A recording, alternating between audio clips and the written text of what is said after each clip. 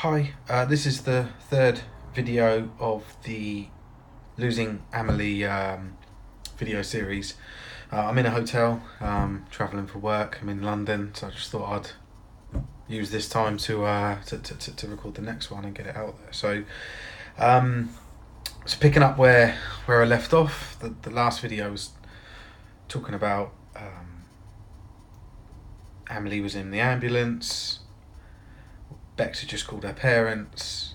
I'd just gone and got the shoes for us, come outside the house, locked the door. Bex was walking hand in hand with the police officer, Poppy. And then as I approached them, the paramedic came back and said he wanted, because Bex was pregnant, he wanted to keep an eye on her, and she was to go in the ambulance in the front with him while I followed in the police car. So that's where we are. I'm going to try and keep this video short or shorter, certainly not 30 minutes like the last one. There was so much to get out. I wanted to put it all together. I didn't want to break that up. So one thing quickly. So I've had already had quite a lot from those first two videos. I already had quite a lot of people contacting me, and such a positive reaction, so thank you to everyone initially. First of all, please continue to do so. Please continue to let me know what you think about them. I've really, it's been really good sort of sharing that with Bex as well. I've been talking about it quite a lot. Some people have said they didn't want to like or share or comment on the posts, so on LinkedIn, social media, whatever. Please feel free to do that. It's up to you because it's attached to your profile, but in liking or sharing or commenting on the posts, it magnifies and amplifies its exposure, so it helps get the word out there and more people can see it, and more people can hopefully get something out of this content. So please don't think that it's the wrong thing because of the context or the content to promote these videos. Like I said, I'll encourage it. So anyway, so yeah, I got into the police car, rode up in the front, so passenger seat next to Poppy. I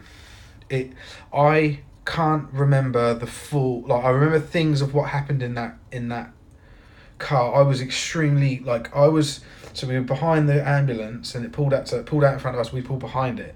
And I was focusing everything on the ambulance. I was just looking at it, and Poppy spoke to me and was asking me things. I mentioned in the last video my phone was on I believe it was on 1%, but this 1% lasted a while. So I don't know if that's like a placebo thing that they do to make it show that there's 1%, but there's actually more. But it was on 1%.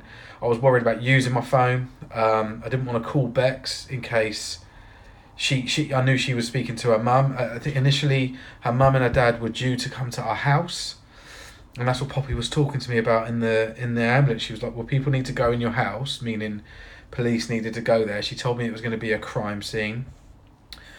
Some people's reactions to that when I've told them has been that it, that's out of order or whatever. But I didn't care.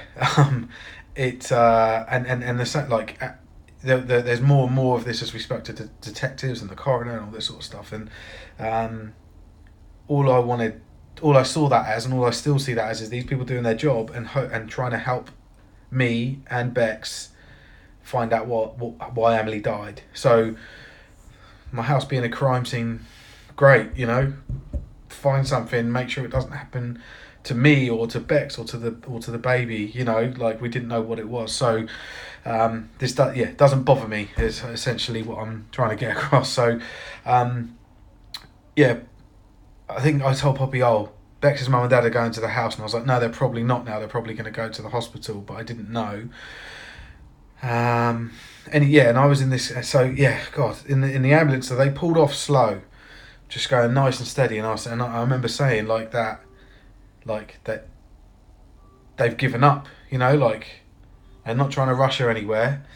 Poppy was like, look, I've done this lots of times before, that it's easier for them while they can to go slow because they're giving treatment to your daughter in the back and they're trying to help her. And I was like, cool, that is a logical reason, that makes sense. And that sort of, again, I was sort of this hope thing I keep talking about. Like, I was just sat there hoping. I think if I was religious, you'd probably call it praying.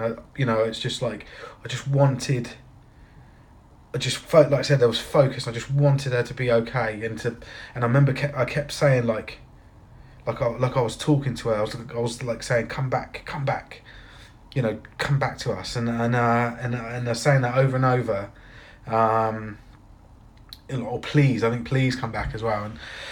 And as we were following, so there were different times when the ambulance did speed up a little bit and turn the blue lights on and the sirens so that it could get through traffic lights or whatever, and then it would slow down again. And I remember this one point, and I remember I wasn't angry, but I think Poppy thought I was, and she sort of addressed it as though I was. But there was a car, so we were just about to go over this sort of railway bridge. So no traffic lights, but it's single lane. Well, no, sorry, it's 2 lanes, but you can't see the other side, so everyone really slows down on the peak of it. And the ambulance was just about to go, was just approaching it, and there was a car in front of the ambulance, and it was like it didn't notice the ambulance or just didn't move over for it. So this car had the opportunity to pull over. It was a 4x4, and like I said, the lights were on and the siren was going, and it just sort of sat in the road going pretty slow.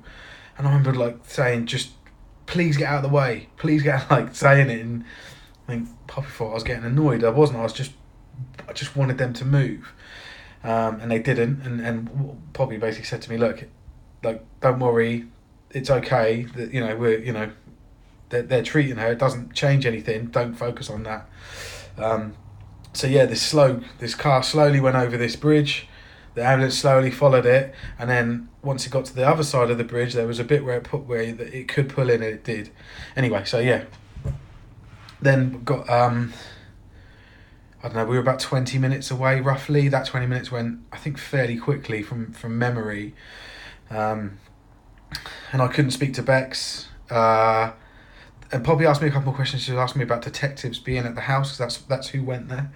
Could she get keys? I said, well, when we get to the hospital, if Bex's mum and dad are there, then they'll have a key.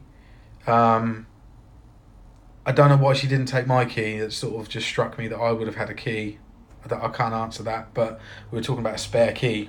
So that was that was what was sort of said.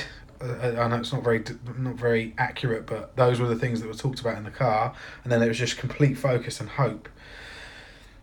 So we.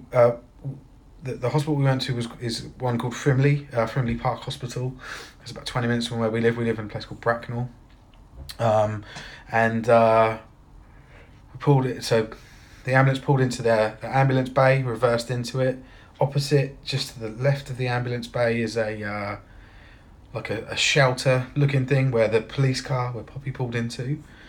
So she pulled in. I got out. And then Bex got out roughly at the same time as me. I think I was walking towards the ambulance, and Bex got out the passenger side, and she got out and she just shook her head, like telling me that she was dead. Like a confirmation. And I know everything that I've just said in the previous video. Even from when I looked at the thing and I couldn't hear her, the monitor, and I couldn't hear her.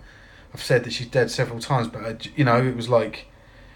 That felt very final, and I remember I just all my energy came out of me, and I just sort of, and I stopped. I remember I stood still, and Bex met me. I don't know, I was maybe halfway, and cuddled me, and they took Amelie's body, or Amelie, into the hospital, while me and Bex were stood there.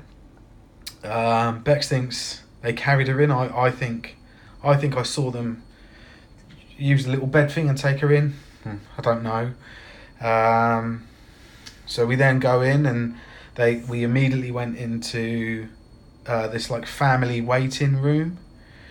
That's sort of that's where I'm going to stop this video. I just wanted to talk about that journey, because we're at 10 minutes now. So that was sort of the next little phase. In the next video, I'm going to talk about to what happened next, and that includes sort of like the proper announcement of her death. I still, at this point, even though Bex had sort of confirmed to me that it was about halfway through the journey, about 15 minutes in or so, that they opened the little hatch from the back to the front, and the female paramedic popped her head through and said, "I'm really sorry, your daughter's gone," and that's how they confirmed it to Bex. But Bex didn't relay that message to me until I got till she was stood there and, you know, said, "No, it's too late."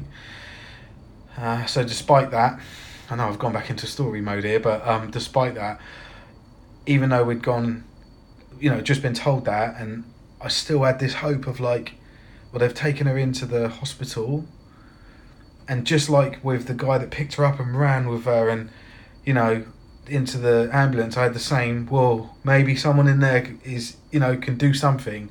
So I still had this little weird hope. Yeah, so that's the thing I want to talk about next on the next video. So yeah, thanks very much.